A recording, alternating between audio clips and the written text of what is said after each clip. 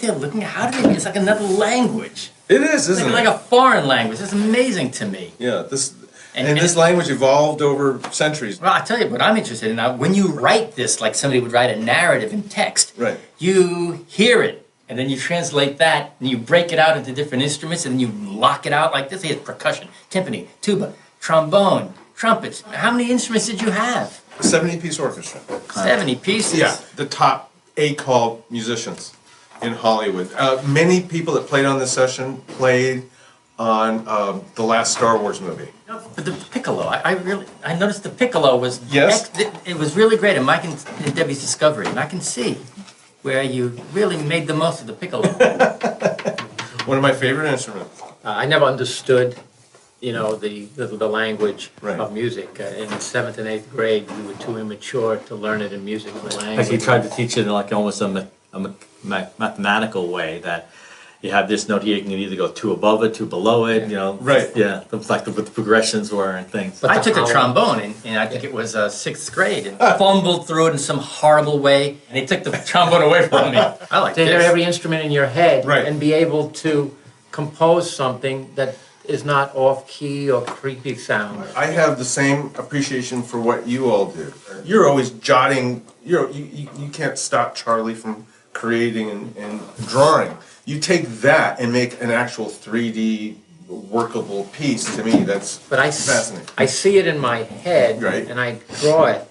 Do you hear it in your Yeah, head? I hear it in my head, and sometimes I hear it in my head or feel it, and I know what I'm going for. The piano kind of helps me tinker the melodies and textures out. And then there's some things that the piano can't do, which is where you go to the paper, or you go to the computer. So is this page more difficult to play than this page? Actually, you know what? Let me show you something. This one here, with all the notes, is actually easier to play than this. It's an exposed sustained notes where you have even expression. Oh, I That's see. the one that are technique of tough. actually playing. The one where everyone's like nailing it. You're all together. I mean, listen, both of them are difficult. Is that what this one is? Is this the ba ba ba ba ba ba Yeah, ba this is ba ba? Hey, that looks like too many notes to me. right. I thought there were just the right amount of notes. I really like Mike and Debbie's Discovery. You know what? The other thing that's amazing is I'm watching 76 individuals, and they're all trained. They're reading this. Right. And you may have heard the mistakes. I didn't hear mistakes, and they were right on. Right. How many? They're subtle. They didn't have days to look No. at it and rehearse together. No. They were just doing it. Yeah, it's amazing to me That too. was amazing. You know, beforehand, everyone flips through the music and they see something. Okay, I can do that.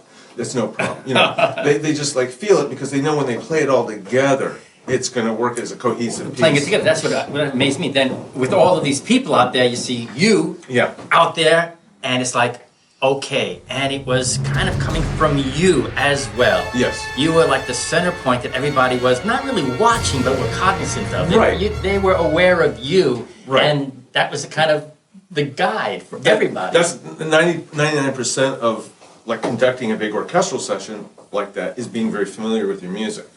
So I'm like so familiar with it, sometimes I don't even have to look at the score.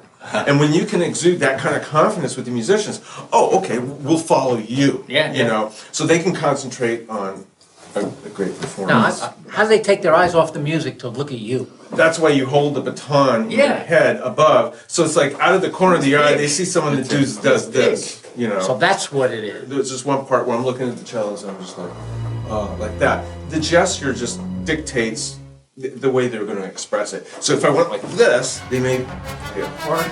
You know. But it's interesting. It's that physicality that I think that they kind of sense, because everybody, all these 70 people plus one, is unified.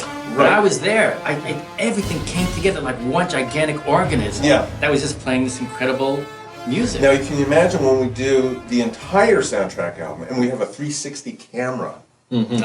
So people will be able to like look around, or with a device actually feel like they're in the middle of the room, and they can say, oh wow, there's the violas, and there's the cellos, and oh, I see the tuba back there. And you can hear that. What we're looking forward to do is a live stream 360 for the contributors that come at that level. that they can actually sit in a room with earphones, and it's like, wow, I'm there. I'm in the middle of this, and no matter where we record it in the world, they will be there. John, you just blew my mind. Well, I see a Halloween midnight screening with the live orchestra. I also see Killer Klowns, the Broadway musical.